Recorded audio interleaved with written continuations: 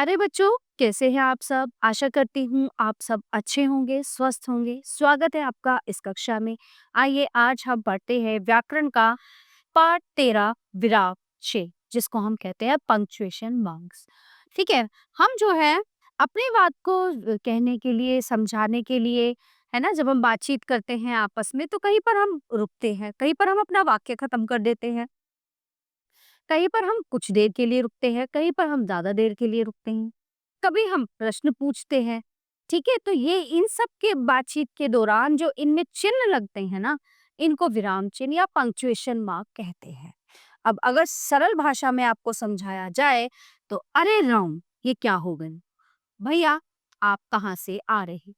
तो विराम का अर्थ होता है रुकना या ठहरना।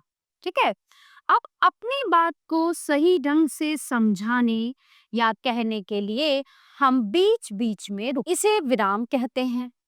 लिखते समय अपनी बात को सही ढंग से समझाने के लिए हम जहां रुकते हैं वहां कुछ चिन्ह लगा, इन चिन्हों को विराम चिन्ह कहते हैं। तो इस प्रकार पढ़ते और लिखते समय वाक्य में रुकने के लिए जो चिन्ह लगाए जाते हैं उन्हें विराम चिन्ह। कुछ प्रमुख विराम चिन्ह देखिए, पहला है पूर्ण विराम। तो जब वाक्य पूरा हो जाता है तब विराम, पूर्ण विराम लगाया जाता है। जैसे भारत हमारा प्यारा देश है, नेहा अल्प विराम। वाक्य के बीच में थोड़ी देर रुकने के लिए अल्प विराम लगाया जाता है। जैसे धर्म, अर्थ, काम और मोक्ष की सिद्धि हमारे जीवन का लक्ष्य है। विदिशा पापा जी के पास आप। तो यहाँ पे लिख लगा है, ये देखो 3 जगह अर्ध अल्प विराम। प्रश्नवाचक चिन्ह, प्रश्न पूछने के लिए इस चिन्ह का प्रयोग किया जाता है। जैसे आप कहाँ रहते हैं? ठीक है, आप स्कूल से कब आए? आप कहाँ रहते हैं और आप स्कूल से कब आए? तो प्रश्न पूछने के लिए।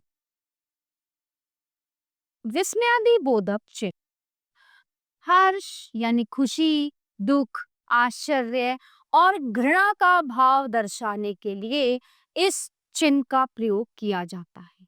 जैसे आहा, आप आ गए, छी, बहुत गंदा है। योजक चिन्ह, दो शब्दों को जोड़ने के लिए इस चिन्ह का प्रयोग किया जाता है।